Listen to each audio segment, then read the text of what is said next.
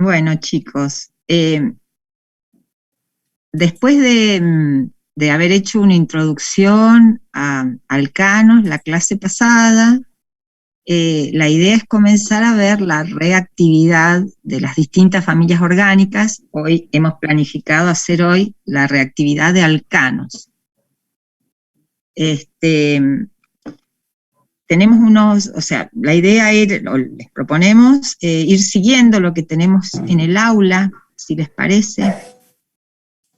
No sé, Silvina, si querés hacer algún comentario. Sí, para aportar a esto que está diciendo Gabriela, que hoy lo que tenemos previsto para trabajar es todo el tema de reacciones, ¿sí? En parte, cómo se preparan los alcanos y las reacciones, la síntesis que se pueden hacer a partir de ellos.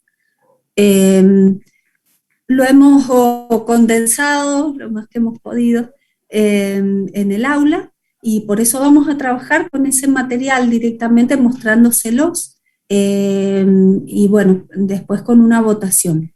Y bueno, a partir de acá también vamos a tener un práctico experimental que era para con el que le pedíamos la factura del gas. Así que eso, principalmente.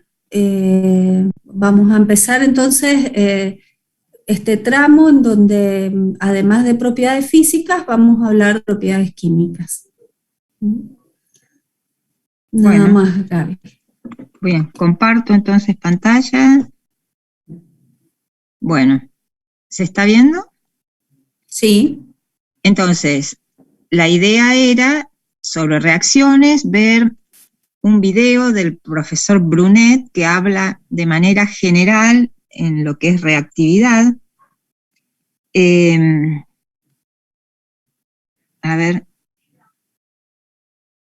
esperen un poquito que tengo que compartir el sonido. Sí.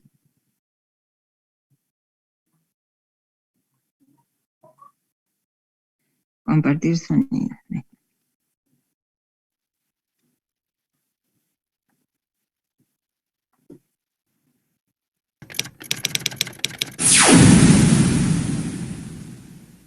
La química es la ciencia que se ocupa de la transformación de la materia a nivel molecular. Por tanto, para el químico orgánico es fundamental conocer la reactividad de las moléculas basadas en carbono y, aún más importante, poder predecirla. A lo largo de casi 2 siglos se ha construido un cuerpo de teoría avalada por multitud de experimentos que pone a disposición del químico orgánico un repertorio de reacciones que le permiten preparar literalmente cualquier estructura que imagine.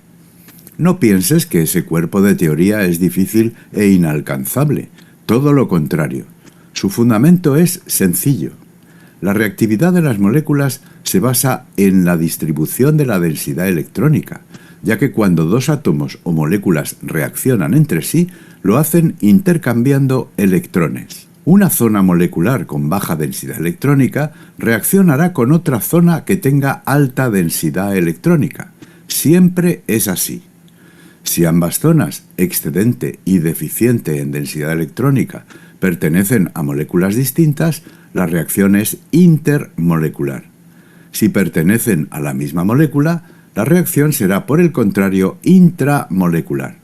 Ya he señalado que el conocimiento de la estructura molecular es una faceta muy importante de la química orgánica. Pero una vez conocido cuál es el patrón de enlaces, es imprescindible conocer cómo se distribuyen las densidades electrónicas sobre ellos, al menos de forma cualitativa o aproximada. El químico orgánico tiene herramientas teóricas para predecirlo. Para comenzar, lo más importante a tener presente es la propiedad de los átomos denominada electronegatividad, que en una fila del sistema periódico se puede relacionar de forma directa con el número de protones que los átomos poseen en el núcleo. En general, a más protones positivos en el núcleo, mayor fuerza para atraer a los electrones negativos de un enlace. Así, de la segunda fila del sistema periódico, dejando el gas noble aparte, el flúor Es el más electronegativo porque tiene 9 protones en el núcleo, seguido del oxígeno con 8 y del nitrógeno con 7. El carbono tiene una electronegatividad moderada, lo que le hace ser tan versátil y el protagonista sin duda de la química orgánica. Si el carbono se une a alguno de estos átomos, flúor, oxígeno o nitrógeno, su densidad electrónica será relativamente baja porque esos átomos electronegativos se la retiran. Sin embargo, también se puede unir a átomos menos electronegativos que él, como el boro, el berilio o el litio, lo que le produce un aumento de densidad electrónica. Una vez localizadas las regiones de baja y alta densidad electrónica de las moléculas, podemos plantearnos su reacción. Por ejemplo, es probable que un carbono unido a flúor de una molécula reaccione con otro carbono de otra o la misma molécula que esté unido a litio. Pero las reacciones entre moléculas no se producen de cualquier manera, sino que tienen que seguir trayectorias muy definidas, prácticamente como las seguidas por las cápsulas espaciales para acoplarse con la estación nodriza. Esta es quizá la parte más difícil de la comprensión de la reactividad, el establecimiento de un mecanismo de reacción. Las trayectorias moleculares están fijadas por la forma de los orbitales donde residen los electrones. Es razonablemente fácil aprender cuál es la forma de esos orbitales para construir un mecanismo de reacción razonable. Esta es la actividad más importante que aprenderás en relación con la reactividad molecular, establecer mecanismos de reacción plausibles.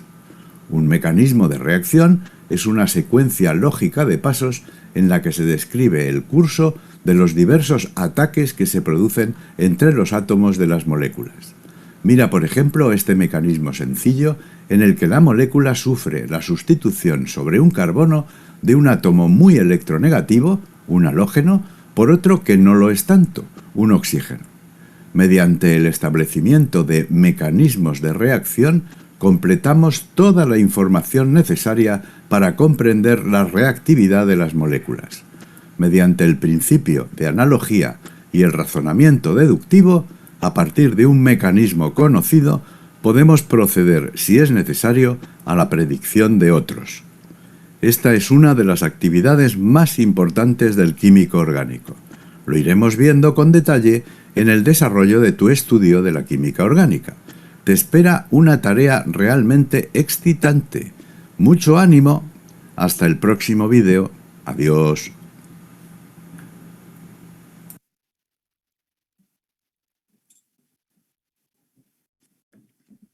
Bueno, Me encanta siempre tan... Nos hace muy buena propuesta. bueno, no sé si hay alguna pregunta, si no, podemos seguir sobre el origen de los hidrocarburos, de dónde proviene el petróleo, cómo se extrae. ¿Seguimos con eso? Sí, profe. Sí, profesor. Bueno. Mientras que vos lo vas buscando, Gabriela, quería hacer el comentario de que en este video presenta gran parte de lo que hemos visto en las unidades anteriores, ¿no? Y el motivo por el que le hemos prestado atención, ¿sí? Porque tanto la electronegatividad como la forma de las moléculas tienen que ver después en cómo van a reaccionar y con qué van a reaccionar. Y bueno, a partir de ahora lo que vamos a hacer es ver cómo se preparan algunos los grupos funcionales, o sea, las series homólogas con las que vamos a trabajar, y también cuáles son las reacciones más comunes. Esto es la parte que habla el profesor Brunet, de que hay un cuerpo de teoría que lleva 2 siglos casi, importante, en donde se van estudiando cómo reacciona cada grupo funcional. Bueno, y respecto del petróleo, o sea, o de los alcanos, principalmente se sacan del petróleo, ¿sí? Y rara vez O sea, salvo en casos muy particulares, se trabaja con compuestos puros, sino simplemente se trabajan con fracciones de hidrocarburos. Y bueno, acá vamos a ver dos videos, uno sobre de dónde procede el petróleo y el otro cómo se separa en fracciones. Cuando quieras, Gaby.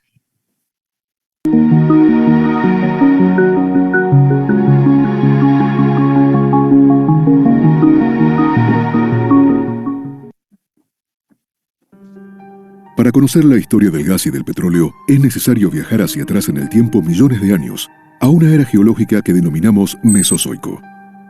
En aquellos tiempos, los continentes, que eran otros y ocupaban posiciones muy diferentes a las actuales, comenzaban lentamente y a lo largo de millones de años a configurar el mapa tal como lo conocemos hoy. Eran los días de los grandes saurios, que convivían con primitivos mamíferos, pequeños y asustadizos, y de interminables bosques de coníferas.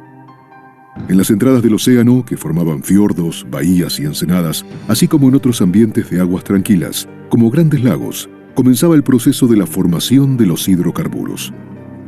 A lo largo del tiempo, los lechos de esos ambientes acuáticos recibieron enormes cantidades de desechos orgánicos. Eran restos de organismos muertos, de origen animal, así como de algas y plantas terrestres, que se depositaron en el fondo junto con sedimentos minerales de variada composición. Con el paso de los milenios, lo que alguna vez fue el fondo del mar o de un lago, quedó sepultado por nuevos sedimentos minerales, a veces con nueva materia orgánica, dependiendo de los procesos que ocurrieron en la superficie. El peso de los nuevos sedimentos hundieron el antiguo lecho cada vez más. Este proceso produjo el aumento de la presión y la temperatura. Al alcanzar determinados valores de presión y temperatura, y en ausencia de oxígeno, la materia orgánica contenida en el antiguo lecho acuático comenzó a transformarse en otras sustancias, en lo que se suele denominar una cocina geológica. Millones de años más tarde, la materia orgánica original quedó convertida en gas y en petróleo. Así, lo que alguna vez fue un lecho marino o lacustre, millones de años más tarde se transformó en una roca generadora de hidrocarburos, o roca madre. Por tratarse de una roca impermeable, estos hidrocarburos quedaron atrapados en poros microscópicos aislados unos de otros, sin posibilidad de escapar de la formación que los generó. Sin embargo, en algunos casos, el sostenido aumento de la presión y a veces los movimientos tectónicos de la corteza terrestre abrieron pequeñas fisuras en la roca generadora. Aquellas que estaban en contacto con formaciones permeables sirvieron de vía de escape para una parte del gas y del petróleo, en un proceso conocido como migración. En ocasiones, durante la migración, los hidrocarburos encontraron a su paso formaciones geológicas permeables, es decir, cuyos poros estaban interconectados entre sí. En este caso, los fluidos pudieron continuar su lento viaje por el interior de las rocas, en general con dirección a la superficie. A lo largo de millones de años, una pequeña parte del petróleo y del gas formados en las rocas generadoras alcanzó la superficie para perderse en manaderos naturales. Pero una parte de ellos se encontró a su paso con otras formaciones geológicas impermeables, que funcionaron como barreras y les impidieron continuar su viaje. En esos casos, el gas y el petróleo quedaron atrapados en trampas geológicas, es decir, acumulados en formaciones permeables, pero sin la posibilidad de seguir avanzando hacia la superficie debido al sello impermeable. Esto es lo que llamamos sistema petrolero, y consta de una roca generadora impermeable, que alguna vez fue el lecho de un ambiente acuático, y en donde se generaron los hidrocarburos, una roca reservorio permeable que recibió los hidrocarburos que migraron desde la roca generadora, y una roca sello que constituyó la trampa. Históricamente, el llamado desarrollo convencional consiste en descubrir estas trampas y, mediante la perforación de pozos, extraer los hidrocarburos alojados en la roca reservorio permeable. Sin embargo, con las tecnologías actuales, hoy es posible recuperar también los abundantes recursos de gas y petróleo que no pudieron migrar y quedaron atrapados en las rocas generadoras de muy baja permeabilidad. Para ello se utiliza principalmente una técnica conocida como estimulación hidráulica, fractura hidráulica o fracking, que consiste en reabrir las fisuras naturales, apuntalarlas con arenas para que no vuelvan a cerrarse y conectarlas entre sí para permitir la recuperación de los hidrocarburos. A esto se lo llamó desarrollo no convencional. Entonces, a modo de repaso, la actividad convencional consiste en extraer los hidrocarburos que se formaron en la roca generadora, que lograron escapar de ella y quedaron entrampados en las rocas reservorio permeables.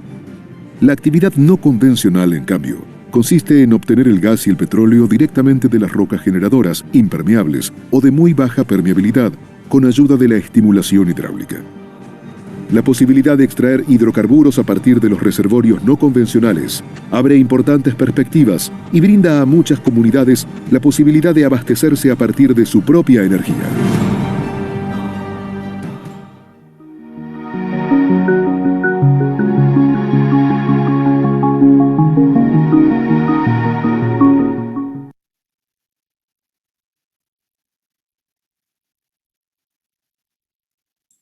Bueno, para los estudiantes de petróleo esto debe ser algo conocido, pero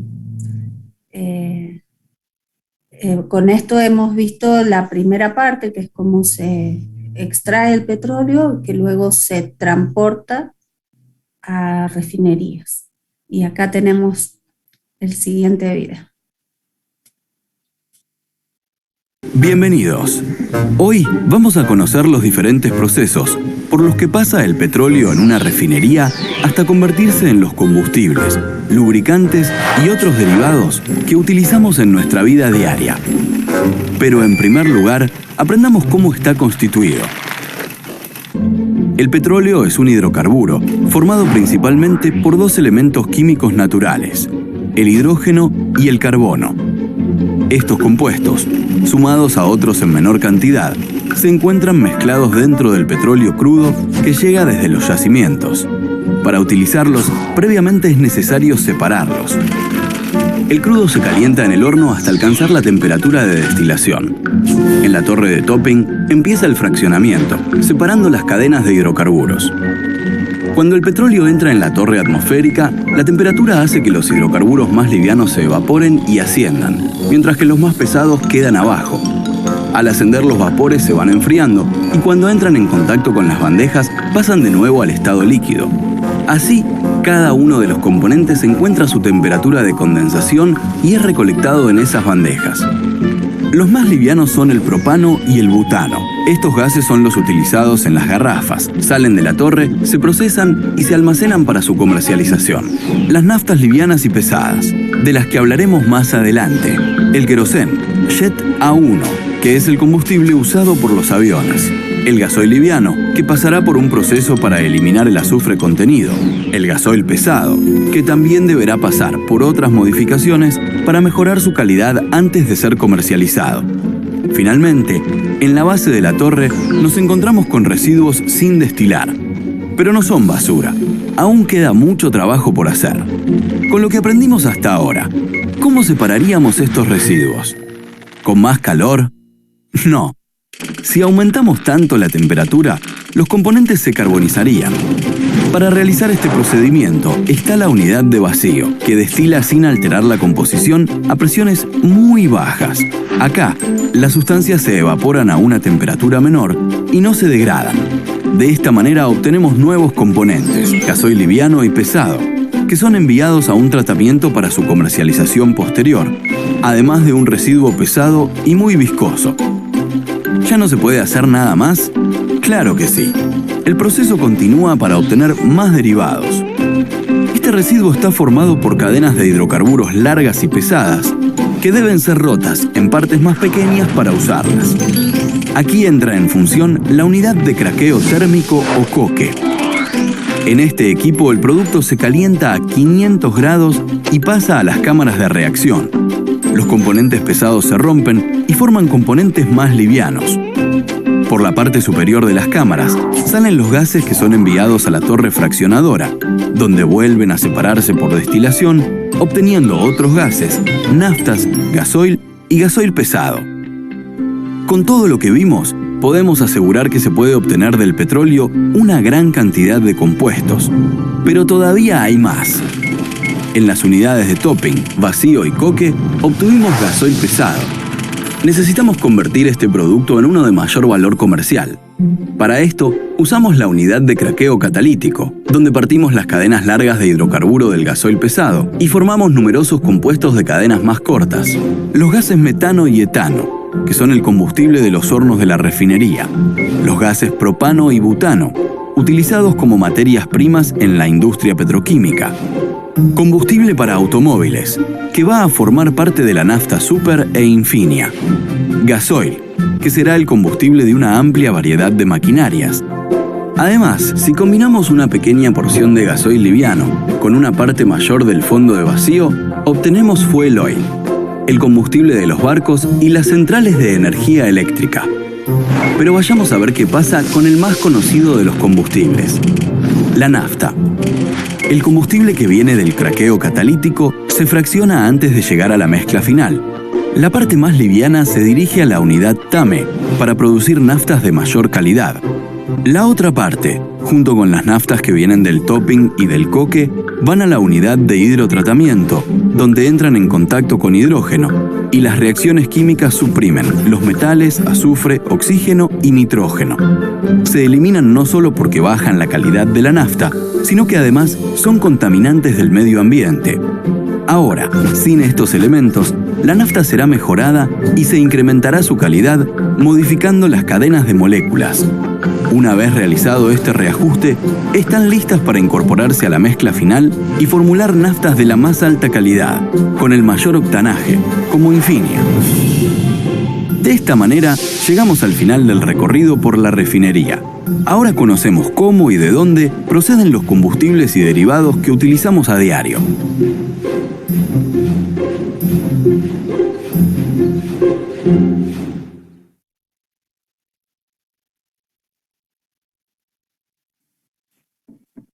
Bueno, luego entonces de esta introducción, la idea sería dedicarnos a las reacciones que dan los alcanos. Ustedes saben que los alcanos se denominan parafinas, ¿sí? O sea, se les dio antiguamente ese nombre, haciendo referencia a su baja reactividad química, baja afinidad. Por eso vamos a ver que las reacciones de los alcanos no son muy abundantes, a diferencia de todas las familias orgánicas que siguen, donde sí vamos a ver un abanico de reacciones para cada compuesto. En lo que hace a los alcanos, entonces, vamos a hacer referencia, ustedes van a ver que a lo largo del curso vamos a ver que métodos de preparación de una familia orgánica son reacciones de otras. Por ejemplo, no sé si se ve grande aquí, esto está en la página. Uno de los métodos de preparar alcanos es a partir de alquenos, ¿sí? Por hidrogenación catalítica de alquenos, ¿sí? Se obtienen alcanos. ¿Se ve acá? Entonces tenemos hidrógeno, acá con un ejemplo. Eso está muy pequeñito, yo no sé si ustedes lo ven pequeñito. Se ve bien. ¿Se ve bien? Bueno. Bueno. Si no, agrandalo un poquito, Gaby, yo no lo veo. Si lo que no sé es por dónde debería agrandar esto, no sé.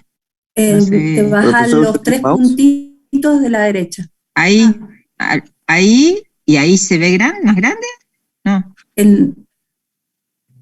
Disculpa, profesor, ¿usted tiene mouse?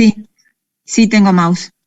Mantenga apretada la tecla control y gire la ruedita del mouse. Para un lado se achica, para el otro lado se agranda. Excelente, divino, para. Ahí está. Ahí. Mira qué bien. Genial. ¿Más grande quieren? Pero ya se puso a jugar. Bueno. Bueno, entonces. Está para mí ahí, genial. ¿Ahí lo ves? Bueno, entonces. Sí, perfecto. Estábamos en cómo se pueden preparar, ¿sí?, los alcanos. Entonces, además de toda esta forma industrial que vimos en los videos a partir del petróleo, también tenemos métodos químicos para obtener alcanos. Por ejemplo, por hidrogenación catalítica, ¿sí? Un catalizador, generalmente un metal de transición, platino, paladio o níquel. Es una reacción de adición. ustedes tal vez se van a sorprender de cómo vamos a ver expresadas las reacciones químicas. Dado que los mecanismos de reacción no son bien conocidos, no es posible plantear la estequiometría completa de la reacción. Entonces ustedes van a ver que ponemos énfasis en el reactivo, en el producto y los reactivos que provocan el cambio químico, pero nunca hacemos constar subproductos u otros productos porque realmente no siempre se tiene conocimiento. Entonces, fíjense, esta es una manera clásica que van a encontrar en todos los libros de escribir la reacción de obtención de un alcano a partir de un alqueno. Siempre se hace una representación general, ¿sí? Fíjense, aquí no es un alqueno específico, es el grupo funcional del reactivo, el del producto, y sobre la flecha los reactivos necesarios para producir el cambio. Es importante para nosotros, cuando hay un catalizador o ciertas condiciones, especificarlas en la reacción, ¿sí? Vamos a ver entonces, sobre esta reacción vamos a volver cuando veamos alquenos, dado que una de las reacciones que provocan son, o que dan, las adiciones de hidrógeno para obtener hidrocarburos saturados. Vamos con las reacciones. Dijimos, las reacciones no son muy abundantes. Una de ellas es la halogenación, ¿sí? Es una reacción donde un átomo de hidrógeno del alcano se sustituye por un halógeno. Entonces el alcano, en presencia del halógeno en forma molecular y en condiciones de luz o de calor, nos da un haluro de alquilo. Esta es una reacción de sustitución. Muchos, hoy en la consulta, se habían algunos metidos en este tema.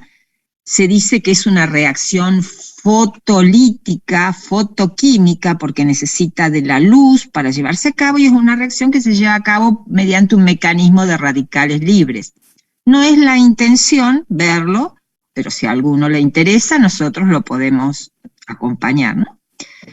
Entonces, aquí hay referencia a que generalmente se obtiene una mezcla, porque si el alcano tiene más de un tipo de carbonos, van a ver que se pueden sustituir los sucesivos átomos de hidrógeno del alcano. Por eso es que generalmente el producto es una mezcla.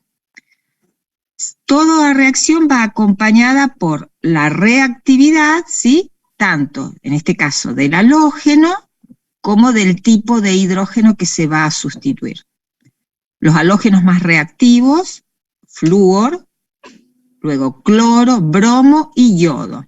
Dada la reactividad tan alta y que la reacción es muy exotérmica, flúor generalmente no se usa. De igual manera, yodo, muy poco reactivo, reacciones endotérmicas, entonces tampoco se usa. Entonces las halogenaciones van a quedar limitadas a cloraciones y bromaciones. Los hidrógenos, o sea, más reactivos, son los unidos a carbonos terciarios, luego los secundarios, luego los primarios y por último los hidrógenos metílicos. Veamos ejemplos. En el caso del etano, por el hecho de tener dos tipos, o sea, un solo tipo de hidrógenos, porque son equivalentes los unidos a un carbono o a otro, el producto monosustituido es uno solo, cloroetano o cloruro de etilo. Sin embargo, en el caso del propano, por el hecho de haber dos tipos de hidrógenos para sustituir, vamos a obtener mezcla del haluro primario y del haluro secundario, de acuerdo a que se hayan sustituido átomos de hidrógenos primarios o secundarios. En estas mezclas van a ver que para las cloraciones abunda, ¿sí? O sea, hay un mayor porcentaje del haluro más sustituido. En este caso, esto es un haluro secundario más abundante que el haluro primario que también se obtuvo. Sin embargo, los porcentajes son, si bien predomina el del haluro más sustituido, son similares. Miren, en el butano también ocurre lo mismo, ¿sí? tenemos un 28% de 1-clorobutano y un 72% de 2-clorobutano. Aquí la diferencia de porcentajes se amplía más. Estas reacciones es raro detenerlas en la etapa de monohalogenación. Generalmente siguen en presencia de más cloro y la reacción sigue y se obtienen productos polihalogenados. Entonces, del metano es posible obtener una mezcla de cloruro de metilo, cloruro de metileno, cloroformo y tetracloruro de carbono. Eso es lo que nos vamos a encontrar, polihalogenaciones. Esto entonces, acá no está lo del bromo. ¿Qué pasa con el caso del cuando el halógeno es bromo? El bromo, habíamos dicho, es menos reactivo, ¿sí? Pero es más selectivo. ¿Qué quiere decir que sea más selectivo? Que el porcentaje de productos es muy diferente. Por ejemplo, si bromamos el propano, vamos a obtener cerca del 97-98% de 2-bromopropano y el resto de 1-bromopropano. Y esa diferencia en lo que hace a los porcentajes de los productos se lo denomina selectividad. El bromo es más selectivo que el cloro. ¿Sí? Qué pena que no pusimos el bromo acá. Pensé que estaba. Bueno. Sí, Otra de las reacciones. Disculpen, ¿cómo sería eso que el bromo es más selectivo que el cloro? No lo entendí. Eso quiere, o sea, como el bromo es más lento en su reacción, ¿sí? Porque es menos reactivo, va a resultar que los que se forman mucho más rápidamente son estos, los hidrógenos más reactivos. O sea, se sustituyen los hidrógenos más reactivos. Por eso, cuando vos tenés una bromación, el principal producto es el haluro terciario frente a un secundario o un primario, o un haluro secundario frente a un primario o un metílico. Y la proporción de los diferentes productos es prácticamente cercano al 100% el haluro más sustituido y poco para el haluro menos sustituido.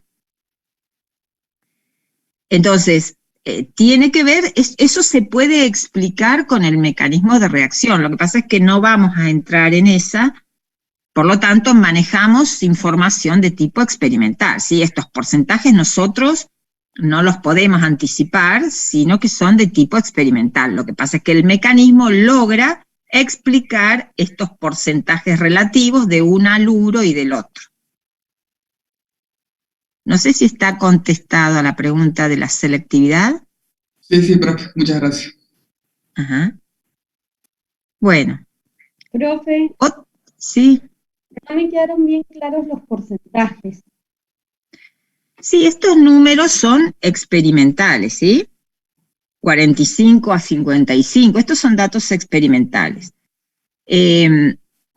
Sin embargo, bueno, el mecanismo te permite justificar que por el hecho de que el cloro es más reactivo que el bromo, da mezclas de porcentajes similares de los diferentes haluros, cosa que no ocurre con el bromo.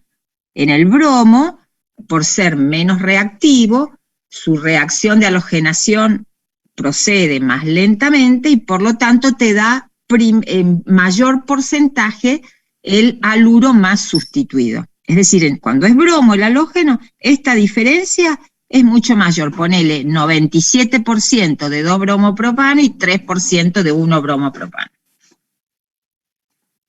Bien, profe, gracias. Hay cálculos de tipo estadístico relacionados con poder calcular esos porcentajes, pero bueno, nos excede. Lo mismo, bueno, uno de sus compañeros hoy en la consulta me mostró cómo había hecho el cálculo de los porcentajes de los distintos isómeros, y bueno, pero lo hizo por interés propio, y bueno, muy bien. O sea, es posible calcular o de manera aproximada calcular estos porcentajes. Pero no es a lo que buscamos, ¿eh? Lo que deben saber ahora es que cuando usamos cloro se obtienen porcentajes de mezclas y porcentajes más o menos similares, aunque siempre es un poco mayor el cloruro más sustituido. Y cuando es bromo el halógeno, se obtiene mucho más del más sustituido que del menos sustituido. ¿Sí? No sé si entienden por qué hablamos de haluros más sustituidos. Este es menos sustituido. ¿Por qué? Porque está unido a un carbono que tiene 2 átomos de hidrógeno. Este es más sustituido porque está unido a un carbono que tiene un solo átomo de hidrógeno. Y ese carbono está unido a 2 grupos alquilo, mientras que este está unido a un solo grupo alquilo. Por eso hablamos de sustituidos. Haluros de alquilo más o menos sustituidos. No sé si se entiende. Sí, profe. Bueno. Esta reacción se puede llevar a cabo en el laboratorio y tiene interés principalmente cuando se obtiene un único producto. Cuando se obtienen mezclas, muchas veces el proceso de separación de mezclas es complicado, es costoso. Entonces, en la medida que los componentes de las mezclas o sea, que trabajar con el compuesto puro o con una mezcla sea lo mismo, esta reacción es totalmente practicable. Pero si no, si a mí me interesa obtener un producto en forma pura, no es este el camino para lograrlo. ¿Se entiende? Por ejemplo, ¿cuál es uno de los principales usos de los haluros de metilo? Y generalmente se usan como solventes. Entonces, probablemente tener un cloruro de metilo o una mezcla de todos estos compuestos, haluros de metilo, a los efectos de actuar como solvente sea indistinto, o sea, sea lo mismo. Me sirva como solvente un componente o la mezcla. Entonces, bueno, puedo aplicar en síntesis esta reacción. ¿Se entiende? Gabriela, ¿Sí? ¿puedo aportar algo ahí? Sí, dale. Perfecto. Justamente, hablando de los productos, como dice la profesora acá, de este tipo de reacción que generan los alcanos, el tema justamente del metano es, creería que el más importante, porque genera todo esto en la última reacción, en donde está el cloruro de metilo, cloruro de metileno, cloroformo, tetracloruro de carbono, todos esos son solventes, ¿sí? Y justamente son de los solventes que se utilizan para las técnicas analíticas para poder medir hidrocarburos. Entonces, pero ¿qué está ocurriendo con todo esto? Por ejemplo, si uno quiere hacer una cromatografía para que tienen una muestra, se está usando el cloruro de metileno, porque por muchos años se usó, no sé, tengo poca señal parece, el tetracloruro de carbono, que es excelente como solvente, pero las personas que estaban a cargo de los análisis, los analistas, empezaron a tener problemas pulmonares, porque bueno, son cancerígenos y generan problemas inmunológicos.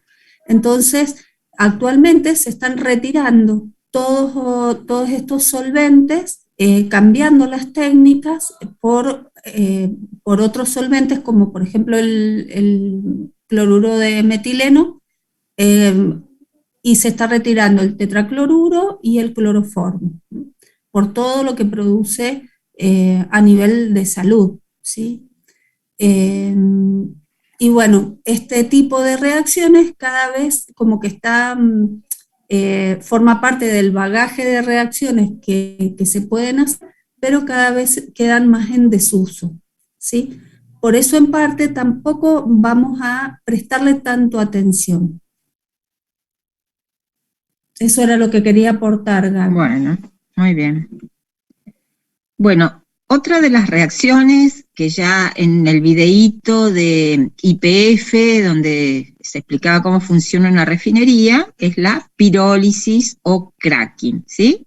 Crack es romper. Entonces, se trata de alcanos provenientes de la etapa de destilación, por ejemplo, de una torre de destilación, se somete a altas temperaturas en ausencia de oxígeno para romper las cadenas carbonadas y los enlaces carbono-hidrógeno y se obtiene hidrógeno molecular, alcanos menores, es decir, de cadena más corta, y alquenos, toda una mezcla. Cuando hablamos de pirólisis o sin catalizadores, solamente el alcano sometido a altas temperaturas, se habla de cracking térmico, y cuando se usa un catalizador es posible trabajar a temperaturas un poco inferiores en presencia de un catalizador y hablamos de cracking catalítico. Miren, aquí estaba. Bueno, ahí estaba lo que les dije. Bueno, y acá nuestra productora ha hecho un videíto que se los comparto. En este video vamos a conocer un poco más sobre el cracking. Las moléculas de alcanos se pueden romper por acción del calor. A ese proceso se le llama pirólisis. La pirólisis de alcanos, en particular en lo que concierne al petróleo, se conoce como cracking. En el cracking térmico, los alcanos se hacen pasar por una cámara calentada a temperatura elevada en ausencia de aire para evitar la combustión. En las cámaras de reacción, los alcanos pesados se rompen y se convierten en alquenos, alcanos livianos y algo de hidrógeno.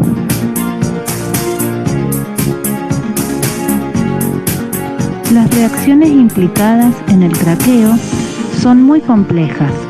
Tienen lugar rupturas de los enlaces carbono-hidrógeno y carbono-carbono de las moléculas. Se originan radicales que rápidamente se recombinan, produciendo una mezcla compleja de alcanos, alquenos e hidrógeno. Por ejemplo, el hexano se degrada principalmente a metano, etileno, propileno, buteno y butadieno, como podemos ver en este ejemplo. Esta reacción no es útil en el laboratorio de química orgánica porque genera mezclas. Sin embargo, el craqueo térmico de los hidrocarburos ha resultado ser un proceso industrial muy importante. A fin de reducir el porcentaje de aceites pesados de alto peso molecular del petróleo crudo y aumentar la producción de fracciones más volátiles, se emplea el método de cracking térmico. Los alquenos de bajo peso molecular obtenidos en estos procedimientos pirolíticos pueden separarse y purificarse, y son las materias primas más importantes para la síntesis a gran escala de compuestos alifáticos. Sin embargo, la mayor parte de la pirólisis va dirigida a la producción de combustibles mediante el cracking catalítico.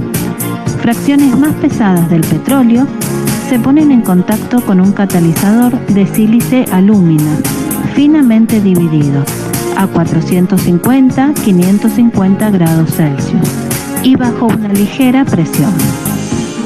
Este proceso no solo aumenta la producción de naftas a expensas de productos más pesados y menos valiosos como el queroseno, rompiendo moléculas grandes en otras más pequeñas, sino que también mejora su calidad.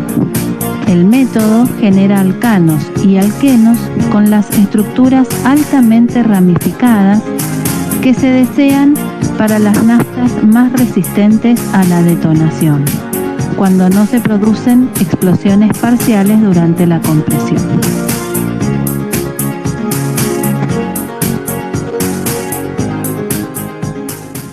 Created using Powtoon.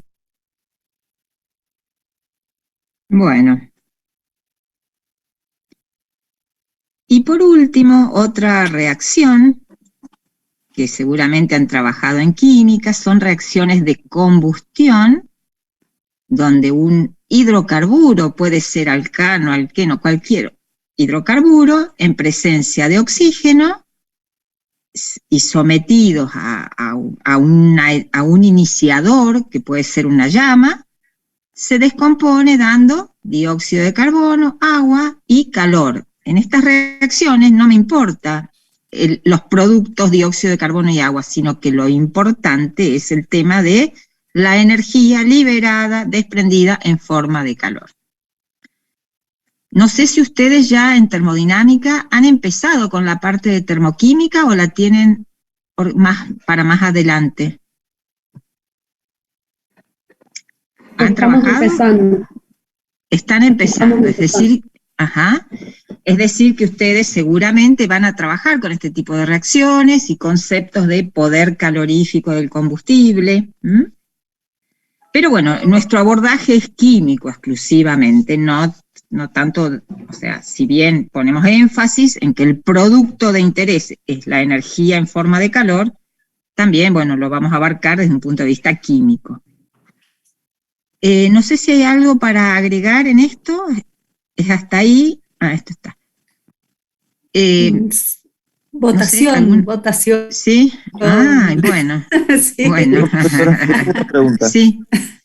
Respecto, en la parte final del video decía de que en el proceso era de especial interés obtener hidrocarburos ramificados, muy ramificados. Claro. Esto evita la combustión parcial. ¿Por qué es para evitar es para evitar lo que llaman la detonación, el autoencendido del combustible en el motor. Entonces, hidrocarburos ramificados son los más, o sea, son de mejor calidad para su uso en naftas que los hidrocarburos de cadena lineal. Mi pregunta es, ¿los ramificados entonces tienen, combustionan de forma más gradual o se resisten más a combustionar que los lineales? Y mira, sí, algo de eso hay. Nosotros vamos a hacer una comparación de calores de combustión y vamos a ver que los alcanos más ramificados desprenden menos energía de combustión, menos calor de combustión, por lo tanto son más estables. Entonces probablemente esto los haga más aptos para evitar el autoencendido, la detonación en el motor. Yo voy a agregar algo ahí. Además, o sea, lo que se busca es que esto tiene que ver con el número de octanaje, ¿no? Y la propuesta detone en la cámara de combustión, ¿sí? Para eso tienen que tener un número de octanaje alto y eso lo dan justamente los compuestos que son más ramificados, ¿sí? O sea que no detonan antes de entrar a la cámara de combustión, digamos, antes del pistoneo, y porque si no se produce un desgaste mecánico mucho mayor del motor. En cambio, cuando tiene un número de octanaje alto, eso no ocurre. El combustible combustiona directamente en la cámara de combustión. Y actualmente todas las naftas, los combustibles, o sea, y los gasoil que usamos, tienen un número de octanaje altísimo, un RON, un MOR alto. O sea, y los motores están preparados para eso, ¿sí? Sí. Eso quería agregar, ¿no? Muchas gracias, profesora. Bueno, no sé cómo andamos con el tiempo. Para la actividad, la de las facturas de gas, ¿cuánto tiempo necesitamos? Y con media hora yo creo que podríamos andar, pero, o sea, dale con la práctica de esto, así. Bueno. Porque en 20 no sé si lo vamos a resolver. Mm, no, porque si no, por Marce, ahí ¿te podemos... parece? s- Sí, sí, media hora o menos. Buenísimo. Ujú. Bueno, ahí tienen la votación. Tengo para compartir, a ver.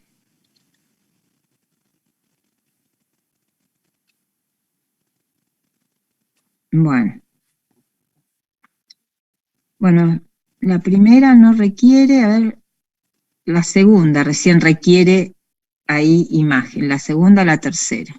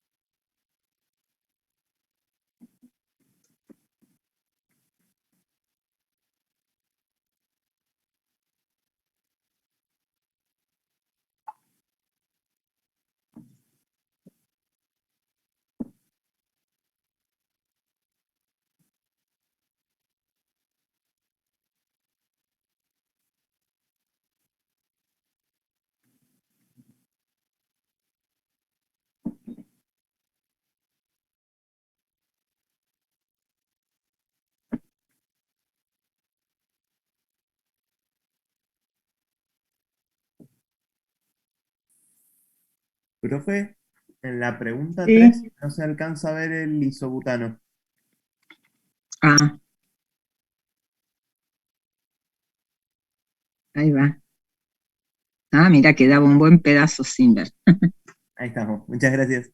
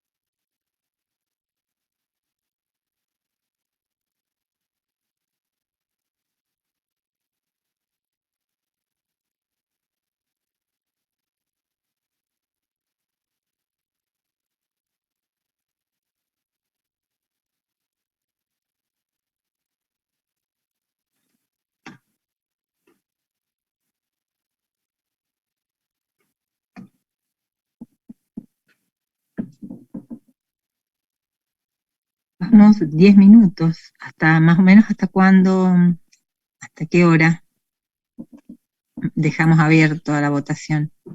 Y no sé, a los 15, ¿te parece? 15, sí, Sí. dale. Y tenemos 15 como para hacer las conclusiones, ¿sí? Sí, sí, sí, que es lo interesante.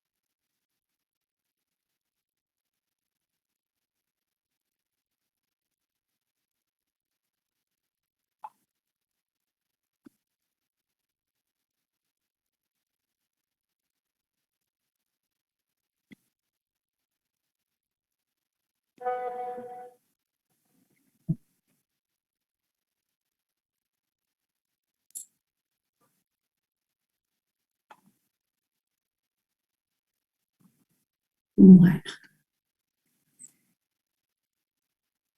Bueno, vamos con los 15. ¿Cortamos? Sí, sí. Sí. Bueno. Listo. Bueno, Buenísimo. ahí están los resultados.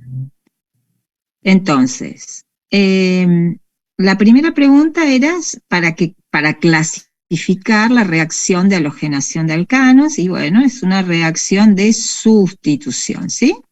¿Es correcto? Es una reacción donde un átomo de hidrógeno unido al carbono es reemplazado, sustituido por un átomo de halógeno, ¿sí? Las reacciones de eliminación son reacciones donde se eliminan átomos de carbonos vecinos para generar dobles o triples enlaces, mientras que las de adición son lo opuesto. Se tiene una molécula con un enlace múltiple y se adicionan grupos o átomos a ambos carbonos que sostienen ese enlace múltiple. ¿Estamos? Luego tenemos una pregunta sobre la bromación de alcanos, que es una reacción, bueno, más selectiva que la cloración. Entonces, ¿cuál se espera que sea el principal producto orgánico cuando el metilbutano reacciona con bromo en la presencia de luz o calor? Bueno, y ahí tenemos, no sé si les estoy compartiendo, sí, todos los posibles isómeros monobromados obtenidos a partir del metilbutano. Entonces, ¿cuántos átomos de hidrógeno diferentes podrían ser sustituidos por el halógeno? 4, porque hay 4 tipos de átomos diferentes. Están los carbonos estos del extremo, metilos, el carbono terciario, donde están enganchados los 2 metilos, este carbono, los hidrógenos unidos a este carbono, y los hidrógenos unidos a este otro carbono de la derecha. Es decir que son cada átomo de hidrógeno sustituido de cualquiera de esos carbonos dará lugar a un compuesto diferente. Entonces aquí tenemos cuando el halógeno reemplaza al carbono del extremo, tenemos 1 bromo, 3 metilbutano, ¿sí? En el B, 2 bromo, 2 metilbutano. En el C, 2 bromo, 3 metilbutano. Y en el D, 1 bromo, 2 metilbutano. Es decir, el esqueleto carbonado es siempre el mismo y va cambiando la posición del halógeno. ¿Cuál de los 4 sería el más sustituido, es decir, el más abundante en una bromación? Lo que han marcado, el B, ¿sí? No sé si se entiende eso. Profe, yo lo marqué, mi criterio fue que está unido un carbono que está unido al menor número de hidrógenos. Ese fue el parámetro que usé para buscar el... O sea, marcaste el B. Claro. ¿Eso? Claro, y ese fue el parámetro que usé. Sí, sí, estamos hablando de lo mismo, ¿sí? ¿Te acordás un carbono? En ese caso, el carbono en donde vos has hecho la sustitución es un carbono terciario, que son los hidrógenos unidos a él, son los más reactivos. Es un poco lo que veíamos ahí en el librito, en la página, en la plataforma. ¿Es correcto, sí? Perdón, profe, entonces para resumir, hidrógenos terciarios son los que están unidos a un carbono terciario. Carbono terciario, es. Bien, exactamente. Bien, ¿Hay alguna cuestión sobre esto? Bueno, en la pregunta 3 nos daban esta tablita, donde teníamos distintos hidrocarburos de la serie, los 4 primeros son de cadena lineal, y en el último caso tenemos uno ramificado, isómero del butano, que es el isobutano, ¿ven? Que tiene la misma fórmula molecular, la misma masa molar. Y teníamos que encontrar cuál era, cuál de ellos proporciona en su combustión completa una mayor energía por unidad de masa. Es decir, que teníamos que expresar este valor de la entalpía cerito estándar, no sé si tienen presente, cuando reactivos y productos están en sus estados estándar, la C indica combustión, esto es de la parte de energía que han visto el año pasado. Las unidades son kilojoule, mol a la -1 o sobre dividido mol. ¿Cómo hacemos para pasar de kilojoule por mol a kilojoule por gramo? ¿Qué cálculo hicieron? A ver. Dividimos por la masa molar. Muy bien. Entonces, cuando hacemos esos cálculos, no hice las cuentas. Bueno, pensé que tenía las cuentas. A ver, no tengo más. ¿No hice los cálculos? No. Bueno, bueno, ¿cuál les dio mayor valor? Ahí marcaron varios el metano, algunos han marcado el butano y otros el isobutano. El que me dio de mayor es el metano, con 55. Es el metano. 5 kilojoules. Ajá. Profe, pero al tener el menos, ¿no tendríamos que tenerlo en cuenta eso? A ver, como estamos hablando de calor proporcionado en la combustión, o sea, el signo, vos acordate que, o sea, el calor es una magnitud direccional. ¿Sale del sistema al medio o va del medio al sistema? Solo eso te indica. Aquí ya en la pregunta dice, ¿cuál de ellos proporciona, o sea, cuál cede, cuál da mayor cantidad de energía por unidad de masa?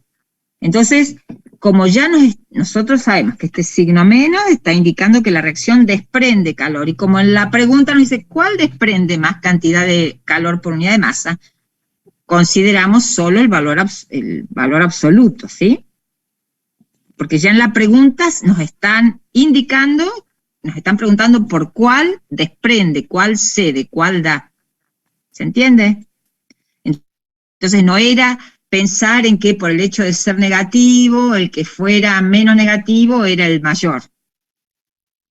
¿Sí? Bien, gracias, profe. Bueno, en este caso, entonces, el que nos dio, ¿cuánto les dio el metano? ¿55? Sí. 55,5. Ajá. Muy bien. Entonces. Después, el etano. Sí. Tengo los números, o si quieren comentar los números. Dale. Etano, 52, propano 50,45, butano 49,5, isobutano 49,3. ¿Tienen esos valores? Sí, profesor. Bueno, entonces, yo había hecho algunos pequeños análisis acerca de lo que se veía en esos resultados. Por un lado, las entalpías de combustión, fíjense, cuando pasamos de un gas al siguiente, ¿se acuerdan que alguna vez hablamos de serie homóloga y alguien preguntó de qué es eso? Bueno, cuando estamos trabajando, por ejemplo, con hidrocarburos lineales, cuando pasamos de un compuesto al que sigue, se va aumentando en un grupo carbono-hidrógeno 2, eso se llama metileno. Entonces podemos, fíjense que cuando ustedes hagan la diferencia, ¿sí?, por cada metileno que agregamos, si ustedes hacen la diferencia entre los calores desprendidos, más o menos se mantiene una constancia en el orden de 650 kilojoule por cada grupo metileno que se va agregando a la molécula. Bueno, entonces eso se ve, o sea que como que están aumentando los calores desprendidos así de manera en una serie. Por otro lado, fíjense, si nosotros comparamos las entalpías de combustión de los butanos isómeros, ¿sí? Podemos ver que como es calor desprendido, indirectamente nos está hablando sobre la estabilidad del compuesto que se combustionó. Entonces, el que desprende menos cantidad de calor es porque tiene menor cantidad de energía, es decir, es más estable. Entonces vemos acá, de comparar las entalpías de combustión del butano y del isobutano, que el isobutano sería más estable que el butano.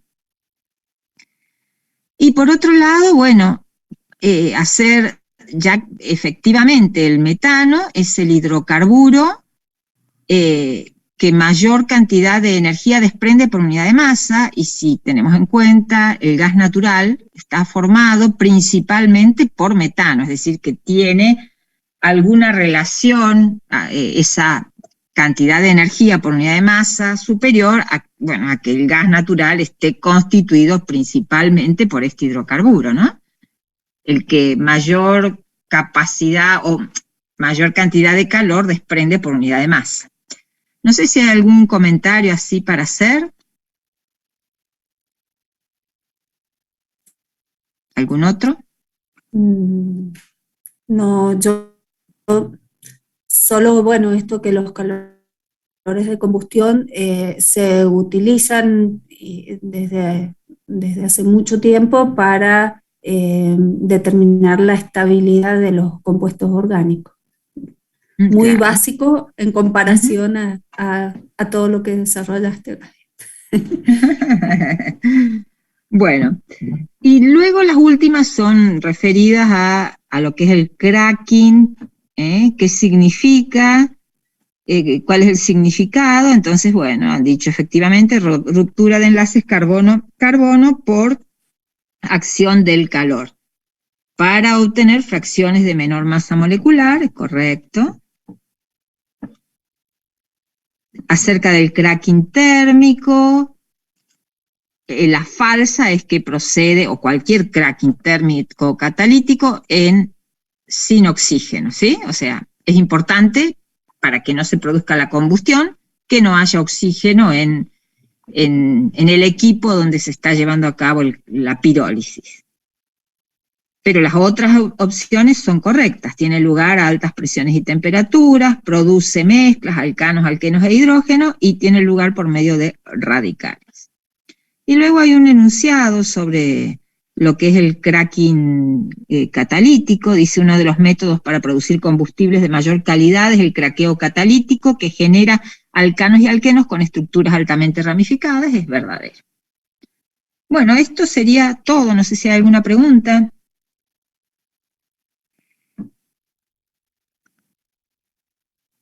Profe, ¿no decía en uno de los videos que si se hacía muy alta temperatura, como que los componentes perdían la calidad? Sí, no, digamos las temperaturas. Bueno, dale, Silvina, vos sí. En realidad, cuando aumentas mucho la temperatura, lo que ocurre es que se carboniza. Ese era el planteo, ¿sí? Toda la materia orgánica, a partir de los 500 grados,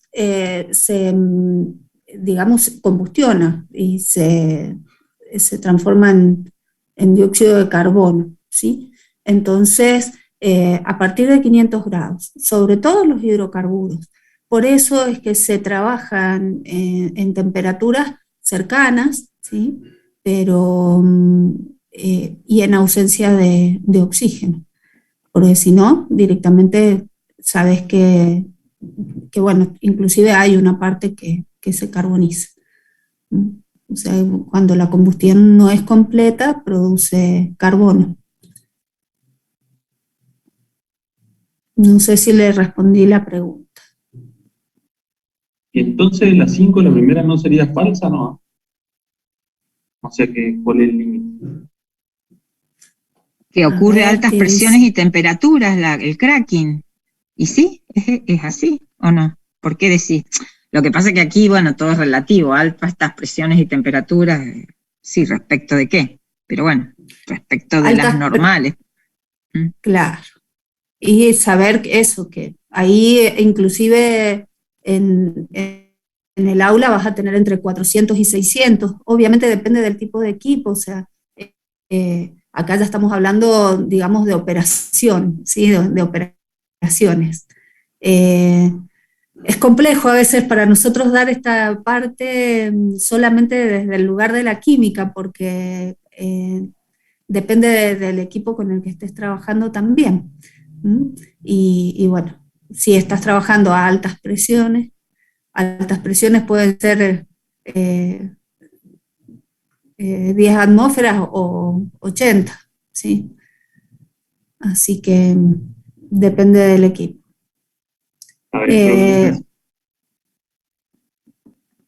Para mí esa pregunta, o sea, ese ítem es verdadero, porque es a altas presiones y temperaturas. Lo sostenible para ese tipo, para los alcanos.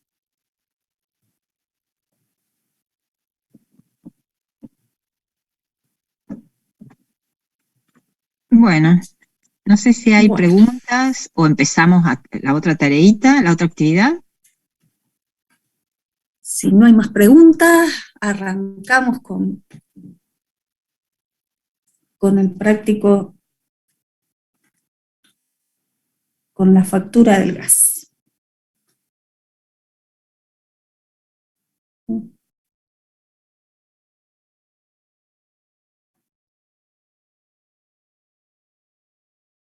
¿Empezamos, Silvia?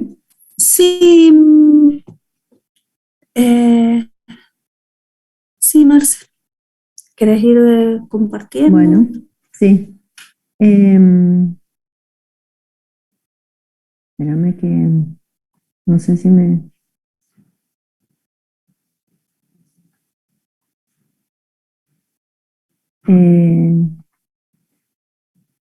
¿dónde está? ¿Se ve?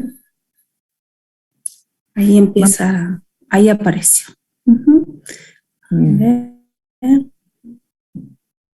Esta es una actividad que van a tener que desarrollar, que la profesora ya la ha subido a la página, digamos, y se trata sobre la combustión de alcanos. ¿Se escucha? ¿Eso algo? Sí, se escucha perfecto. Bueno, nosotros les habíamos pedido que consiguieran una factura de gas, y eso es porque vamos a trabajar justamente con algo cotidiano, que es el uso del gas en la vivienda, digamos. ¿Se siente un ruido, puede ser? Puede ser yo que tengo la casa con... Bien, bueno. que vienen de ahí, saco. Bueno, lo que vamos a hacer en realidad es trabajar con la boleta de gas, porque ahí nosotros vamos a poder observar cuál es nuestro consumo de gas en la vivienda, o el de alguien que nos haya prestado una boleta de gas, y específicamente ver, o sea, estudiar qué es el gas que recibimos, y para eso tenemos que leer un poquito de esta teoría que está en el práctico, digamos, hacer unas reacciones de combustión, porque el gas que nosotros recibimos es principalmente metano, con un 75%, y el 25% restante corresponde a etano, propano y butano, con proporciones variables. ¿En qué consistirá? Bueno, aparte les comento que si no han visto el práctico de termodinámica para determinar el poder calorífico, vamos más o menos a explicarles qué es el poder calorífico.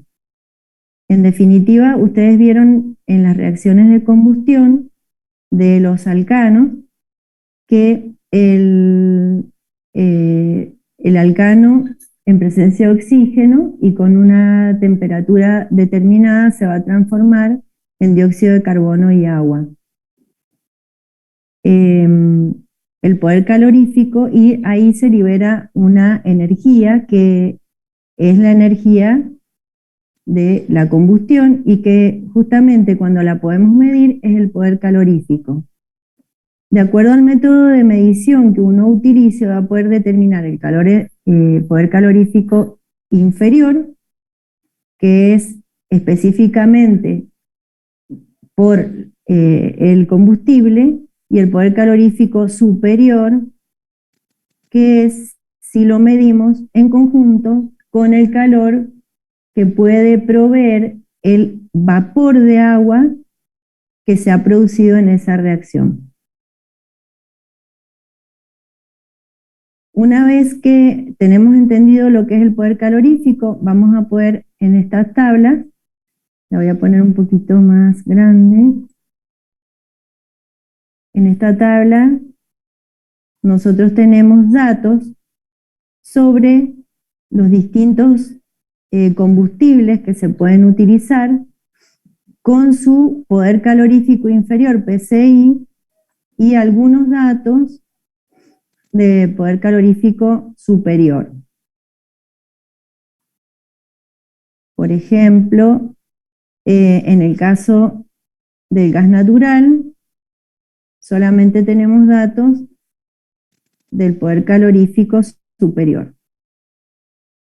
No obstante eso, el poder calorífico inferior del gas natural depende, digamos, mucho también de la composición del gas que estemos recibiendo, pero es de aproximadamente 8.300 kilocalorías por metro cúbico. Observen bien las unidades con las que nosotros estamos utilizando.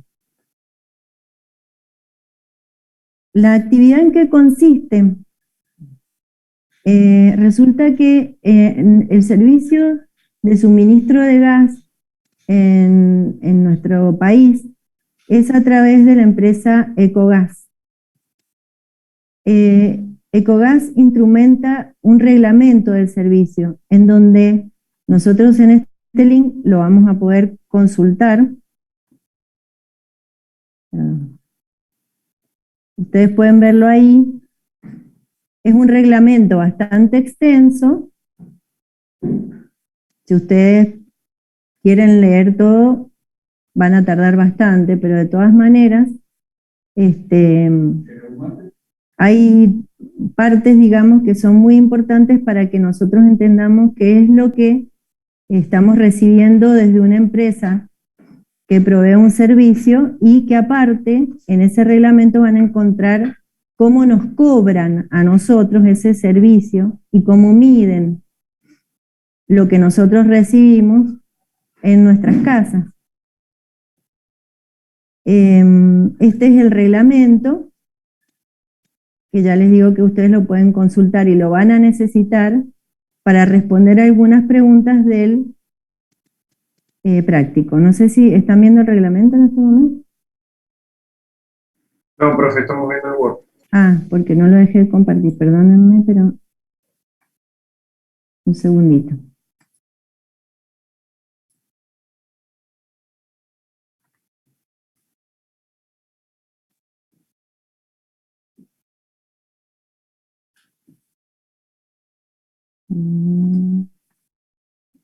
Nos parece importante con esta actividad, ver cómo una reacción propia de los alcanos, en general de los hidrocarburos, ¿sí? Se traduce a nuestra vida cotidiana, ¿sí? uno cuando cocina o cuando prende un factor o el calefón, no se pone a pensar en que la reacción que se está produciendo ahí es, qué sé yo, metano con oxígeno, que da dióxido de carbono y agua, o sea, todo eso no se ve, ¿sí? Entonces, ¿cómo hace una empresa que distribuye, primero que vende, por ejemplo, sí, que vende ese gas natural, cómo cuantifica la cantidad que vende y qué parámetros son los importantes?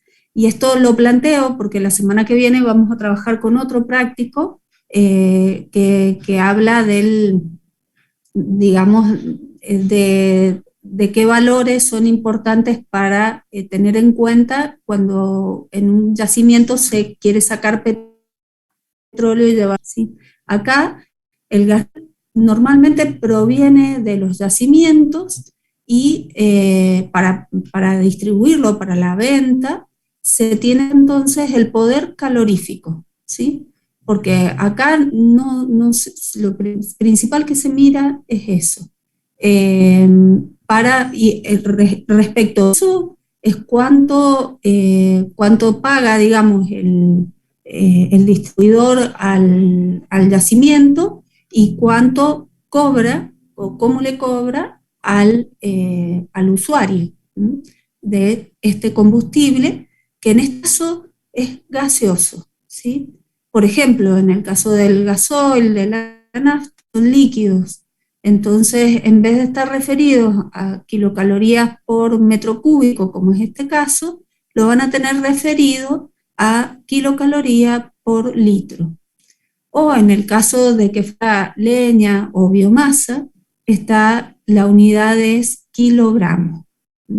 Entonces, la forma de comercializar, o sea, se define, y en esto que está mostrando la profesora, están estas definiciones. Decir, bueno, ¿a qué le vamos a llamar gas? ¿Cómo se distribuye? ¿Cómo llega a la casa? ¿Qué no puede traer? ¿Qué sí tiene que traer? ¿Sí? En pocas palabras, por ejemplo, un gas natural no puede llegar a la casa con ciertas proporciones, superando cierta cantidad de azufre, porque se producen durante la combustión gases.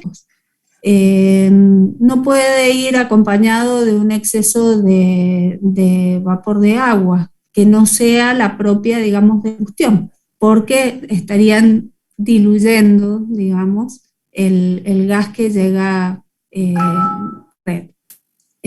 Todo esto lo van a encontrar acá en este documento. Y además, la empresa siempre se compromete a tener un rango, digamos, de poder calorífico de entrega de combustible. Que bueno, eso lo vamos a ir viendo con la factura del gas. No sé, Marcel, ¿interviene? Perfecto, muchas gracias. Estuvo bien. Ahora sigamos con la secuencia del práctico. Bueno, ahí la profesora les explicó más o menos qué es lo que trae, digamos, ese reglamento de EcoGas, que ustedes van a necesitar, no todo, pero sí trae información importante que ustedes acá van a responder. Y después lo que tenemos que hacer es tomar una factura del gas, que no sé si hay alguno que haya traído, porque tenemos una planilla colaborativa que podemos ir llenando.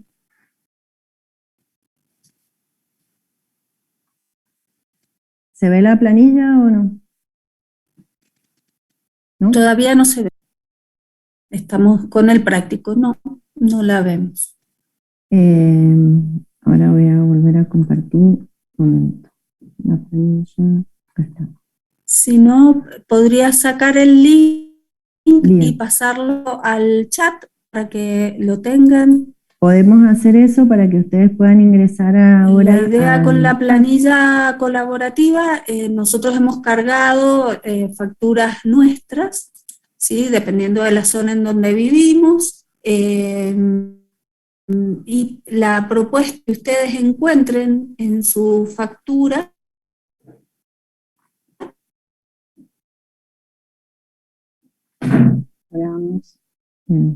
Ahora la voy a subir al chat.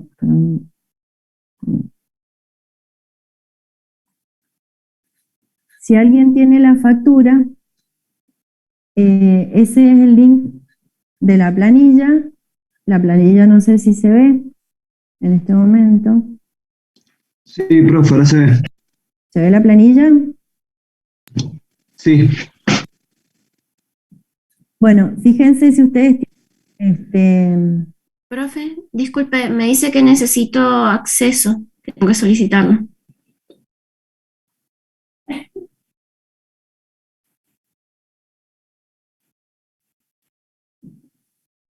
bueno, tal vez no la podamos hacer. ¿Hay alguien más que le pase lo mismo? Desde compartir puede liberar. A la esquina superior derecha, que dice compartir, ahí lo pueden modificar. Ah, espérenme que acá me lo está tapando. Perfecto.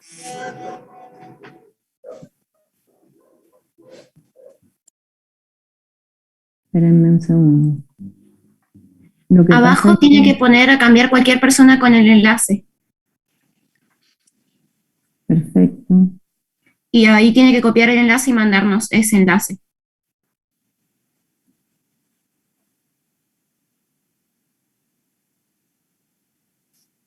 Gracias. A ver, ¿ya se pudo compartir? Lo vuelvo a poner. Tiene que enviar el nuevo enlace. Pero no van a poder escribir, Marce. ¿Vos querés que ellos escriban en la planilla?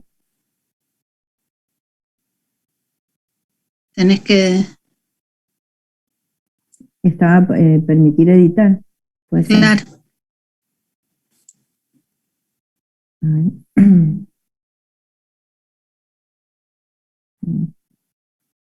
Compartir. Otra vez.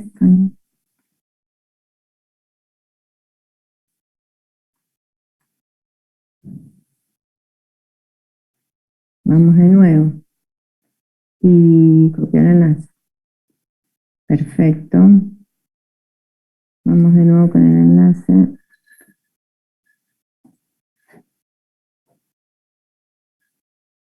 ¿Se copió?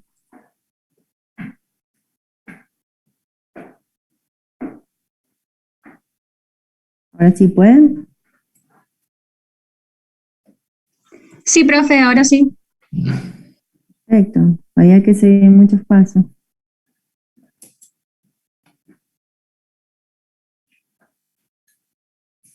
Bueno, en la planilla, el cliente pongan un nombre cualquiera, ¿no? Porque en esta gráfica, o sea, lo que pretendemos hacer, una vez que esté toda, totalmente completa, digamos, fíjense que la planilla está dividida por departamentos y, bueno, ustedes saben que en Mendoza hay departamentos que tienen menores temperaturas que otras y por lo tanto el consumo de gas va a ser mayor. Entonces, después en la segunda hoja de la planilla de cálculo vamos a ver que se va a reflejar, digamos, como en las zonas más frías el consumo es bastante mayor. No sé si hay alguien que lo esté llenando, pero bueno, una vez que, o sea, les pedimos que todos llenen los datos y después veremos esa planilla, la gráfica, digamos. Yo voy a dejar de compartir para explicarles la parte final.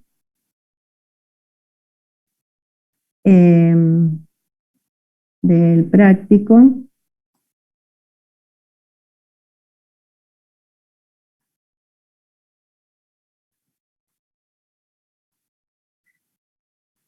Bien. La otra parte del práctico es que veamos qué es lo que ocurre en nuestra en nuestro consumo, digamos, de nuestra vivienda. Para ello tenemos un link que nos va a llevar a una... Otra vez lo voy a tener que volver a compartir, espérense. Nos va a llevar a una tabla de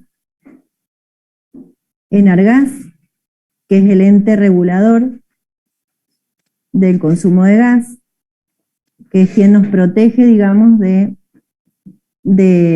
las tarifas y los, entre comillas, vendrían siendo los abusos que nosotros podemos sufrir por un mal cobro de las boletas de gas, por ejemplo. Bueno, en esa planilla, espérense que ahora la encuentre, acá está. Vamos a ver, ¿la ven? Sí, Consumo profe. de gas de distintos artefactos. Fíjense que la que a nosotros nos interesa de esta planilla es qué consumo tenemos por cada uno de los artefactos que usamos. Por ejemplo, cocinas, calefones, termotanques, estufas. Nosotros con estos datos tenemos que llenar una planilla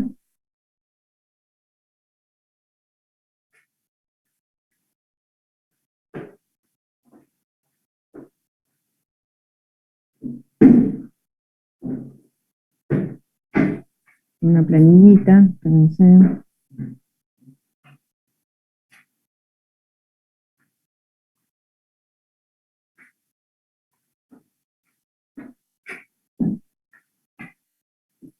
La planilla está acá.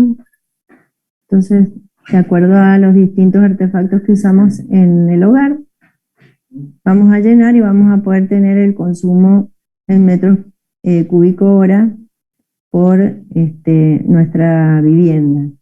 Y también lo que vamos a hacer, o sea, y verificar cuál es muy interesante saber cuál de los artefactos que utilizamos consume más gas natural que otros. Y en el punto 5, fíjense en la boleta de gas. En este punto 5 lo que les piden es que comparen los meses de invierno con los meses de verano que están detallados en la misma factura. Ahora se los muestro.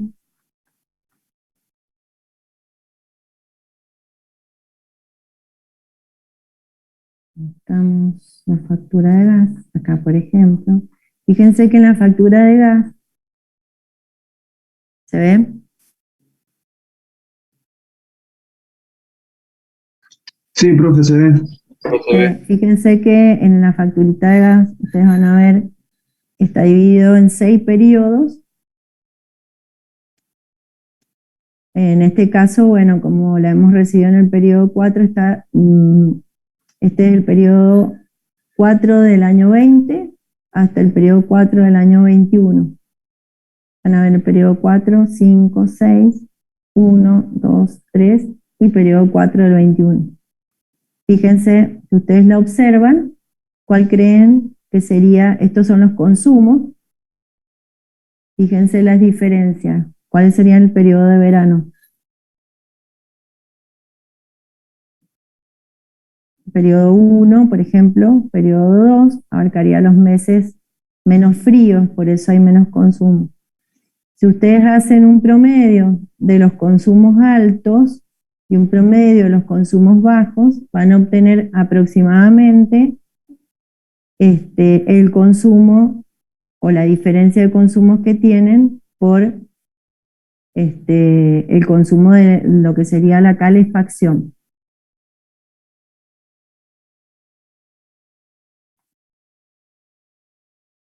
Toda esta información la van a necesitar entonces una boletita del gas, y para responder el práctico también estudiar, digamos, lo que es la combustión, porque hay unas reacciones que tienen que resolver.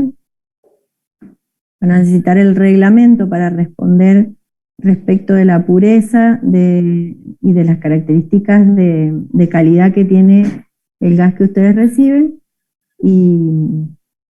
entonces la boleta, el reglamento y estudiar combustión. Silvina, creo que tienen que responderlo y no sé el plazo.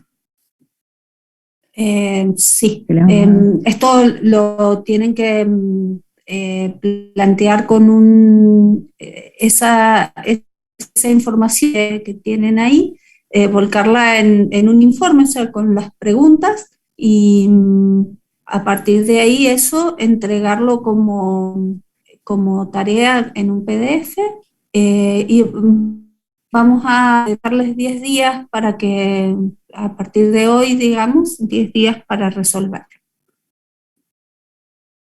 Bien.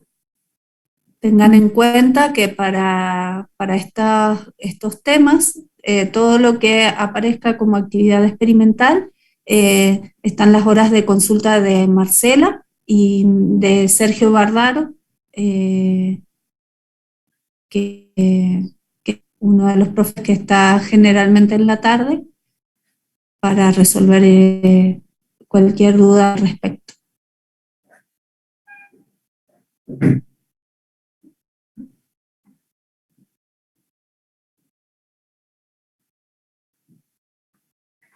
No sé si me volví a salir.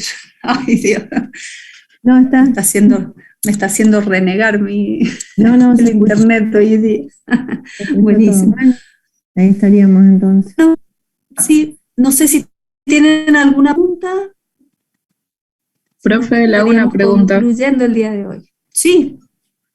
Recién cuando la profesora estaba explicando y dijo que había que ver en qué mes o en qué época se consumía más gas.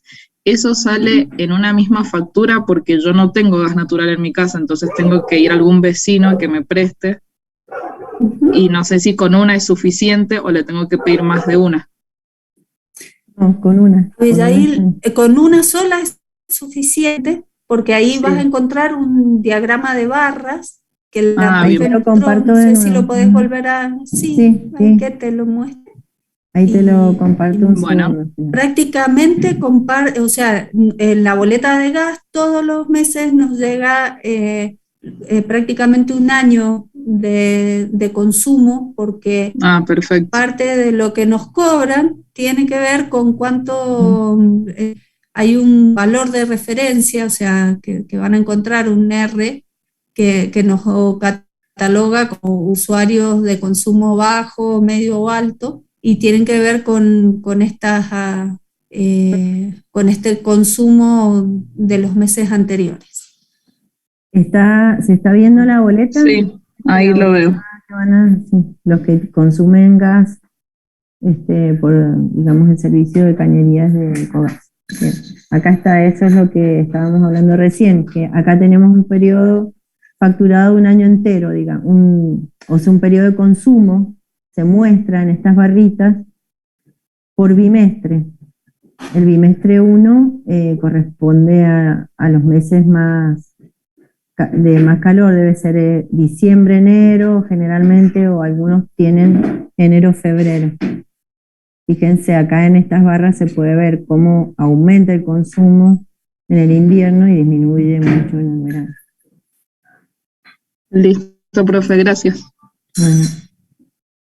Tengan en cuenta que la factura, o sea, ahora la podemos pagar mensualmente, pero históricamente es bimestral.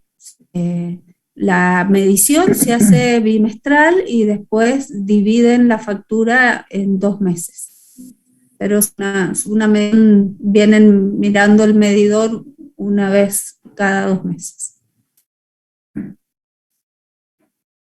No sé en qué momento me voy, les digo, porque voy a sacar la cámara. Me dice inestable. Profe. Sí. La actividad práctica número 2, la de reacciones de alcanos y cicloalcanos, ¿cómo es que hay que hacerla? Porque a mí se me cortó justo cuando... La de alcanos y cicloalcanos. La de reacciones, yo no sé si, yo me salí, no sé si hubo una explicación al respecto. Esa les estamos pidiendo que tienen un compuesto ahí que es cíclico, ¿sí? Un compuesto, un alcano cíclico, un cicloalcano, perdón, y en ese caso lo que tienen que hacer es la reacción de combustión y la de halogenación. Indicar cuál es el compuesto de la halogenación, sabemos entonces que indiquen cuál es el principal. Todo eso, o sea, esa es la actividad, pero queremos, bueno, además tienen que nombrarlo. Lo que queremos es escucharlos y ver lo que han hecho. Entonces, el pedido es que eso nos lo muestren con un video.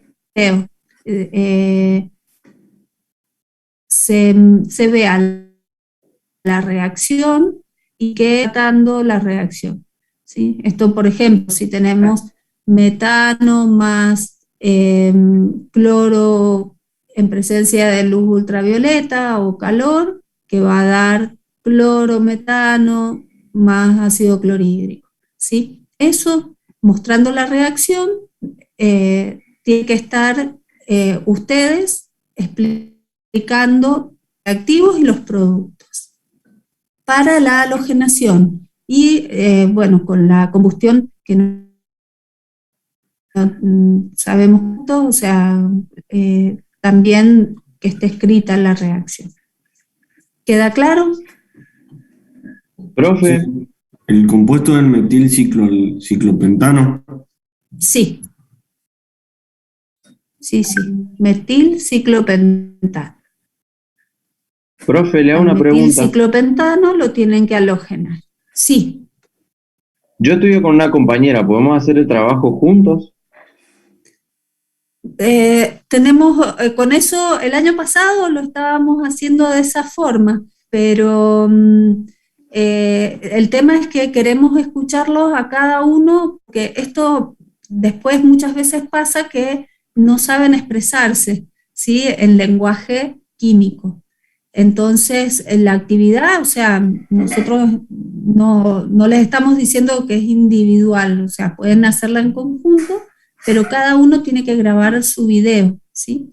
El video no implica que tenga que verse la cara, nada, ¿sí? Simplemente que queremos escuchar cómo nombran los puestos, cómo también, digamos, pueden nombrar reactivos y productos de una reacción.